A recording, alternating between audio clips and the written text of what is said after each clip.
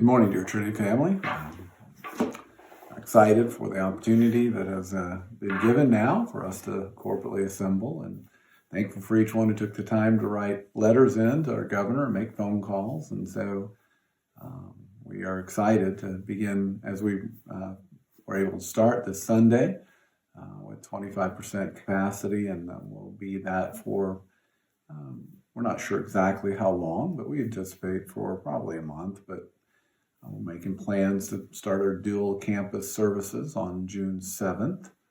And then with that also restart youth group on Sunday night on June 7th. And then we'll look forward to making plans towards restarting with life groups and nurseries and that. And so we'll keep you informed. We're thinking July. It could happen quicker, but we are thinking right now July.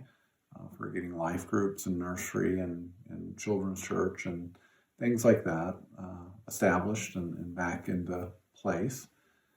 But the good news is we can begin assembling and at a little bit less than full capacity, but we anticipate that that'll take a little time for everybody to be able to be out. Everybody should be out. So we're rejoicing in that and that start.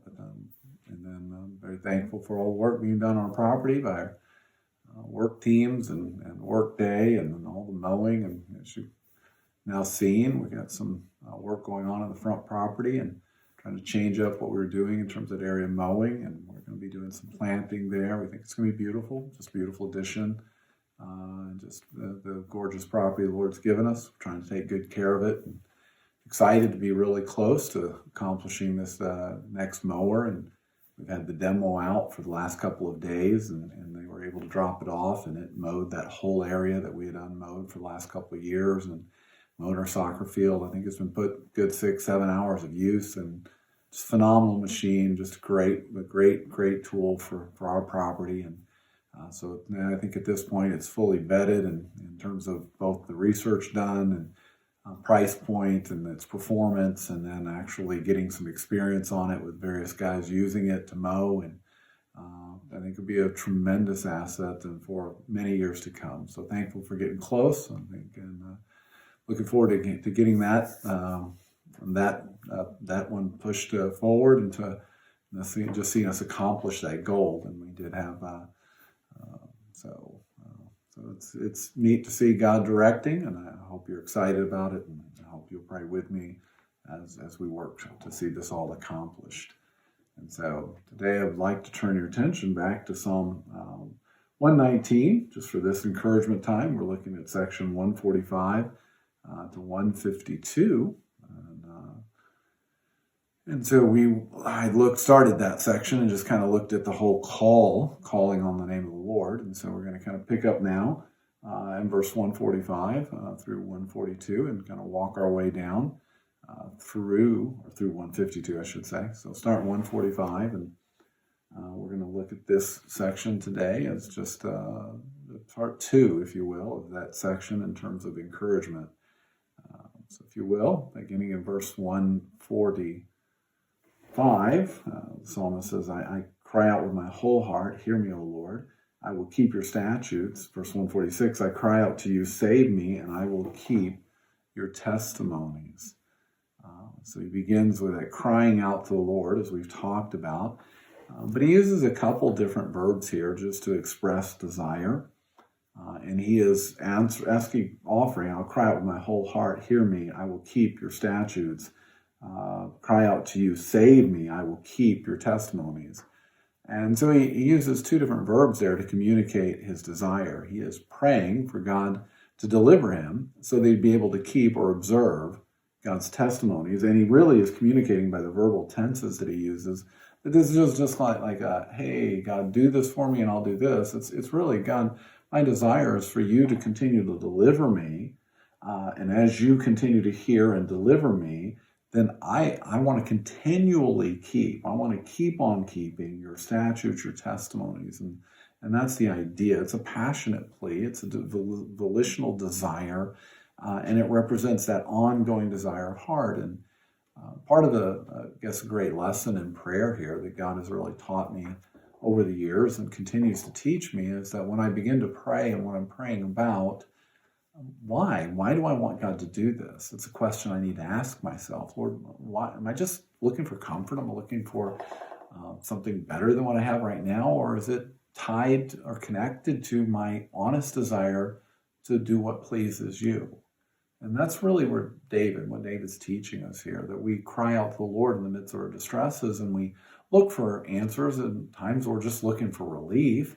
But why ultimately should God relieve in the midst of that difficulty? And if we don't really intend to do anything with it, what are we going to do with it? If we're spending it upon our own pleasures, as James would say, well, we're asking amiss.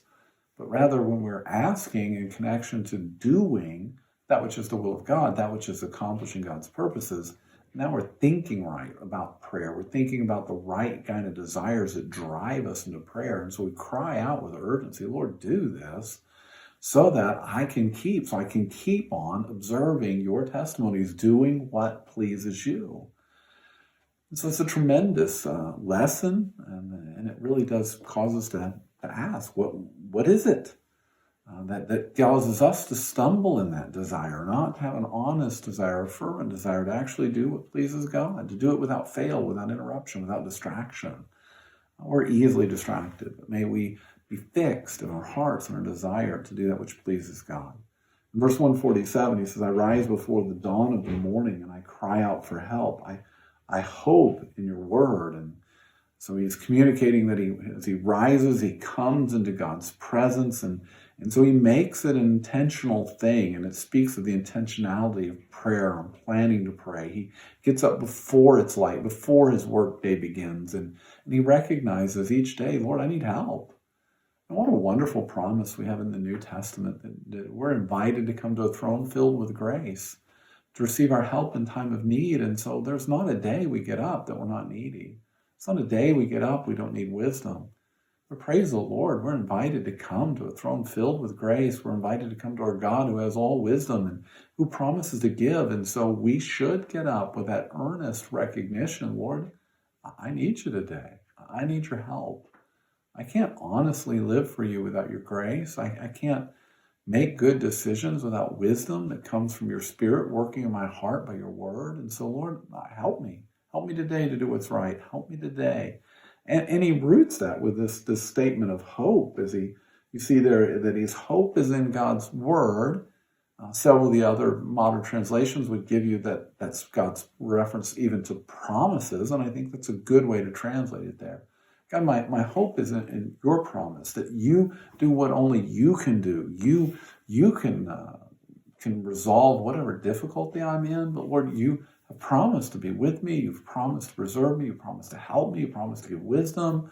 You've promised your word. Your Spirit takes your word and will guide and direct my steps. And so, Lord, just help me. Help me to do the next right thing. Help me to do that.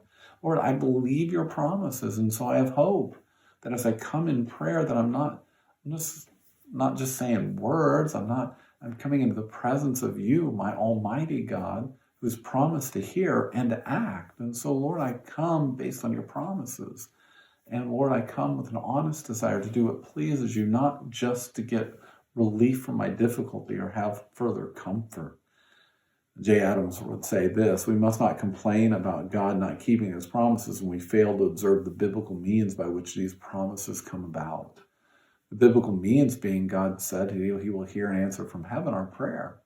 If we ask, if we knock, if we seek, if we ask according to his will, we'll have what we ask. And so we come to the Word of God asking the Spirit of God to illumine our mind, give us understanding. We come to the Word of God asking God to work and give us wisdom, that we might have our minds renewed by his Word so we'd be able to discern, know what is that good and perfect will of God. We come then in prayer, claiming the promises of God and asking for God's will to be done. His will be done on earth as it is in heaven. And so we ask according to his will with great expectation that God will act. And so we want God to open doors, and he will. We want God to be glorified, and he will. We want to see people saved in this community, and God will do that. So we come with anticipation of God keeping his promises. We come and we ask, God, do according to your promises. Similarly, in verse 148, he says, my eyes are awake through the night watches, that I may meditate on your word, or again, that could be translated God's promise.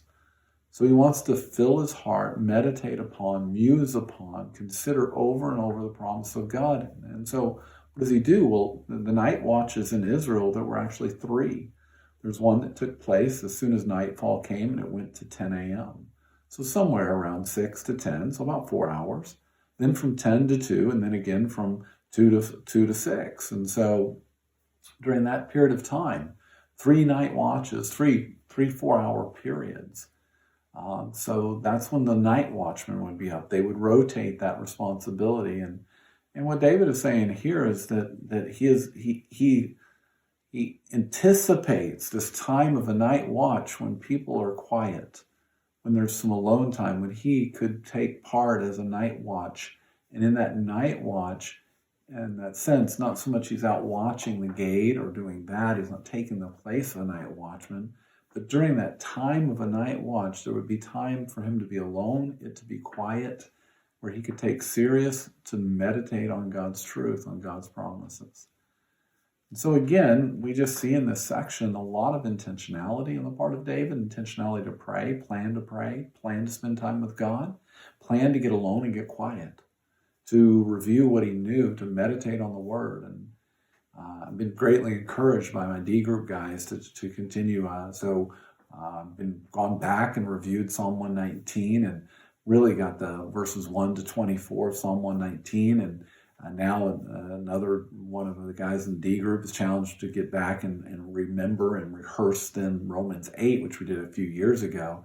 And so it's been a great challenge to spend time just going back over verses I had down and remembering them and recalling them and seeing how fast I could bring them back. And then to do just what David's talking about, spend some time at night and just begin going over and rehearsing what I've memorized over the last few years. And let him just part of that Spirit of God washing over our heart with the Word. Folks, it's refreshing. I'm so thankful for God's refreshment that comes through His Word. So as we spend time meditating on God's promises, and how do we do that? Well, we rehearse them to ourselves. And one of the best ways to do that is through memorization. So as we memorize, we can meditate on the promises of God, and we need to be intentional about doing it. And so I pray that God's Word will be a real encouragement to your heart. And one of the best ways that to be an encouragement is to continue to hide it, treasure it in your heart by memorizing and meditating, spending time going over and over again, over and over those texts, and then asking God to teach it to us. Teach it in a way that we live it, in a way we apply it, in a way we appreciate it fully and value it correctly. And then wash over our heart with the sanctifying work of the Spirit of God by the Word. And what a refreshment that will be. I pray that God will be glorified in Trinity Baptist Church as we gather again in worship, as we reach out in this community with the gospel. I pray God will give us great fruit. May I encourage your heart through the Word. God bless.